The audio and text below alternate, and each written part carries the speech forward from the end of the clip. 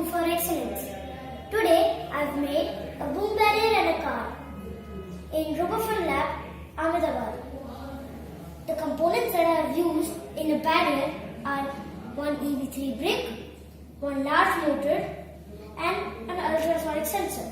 And the components that I have used in the car are one ultrasonic sensor, two large motors and one EV3 brick and many other non-electrical components.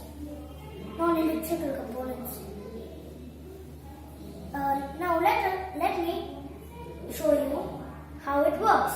Tell you how it works.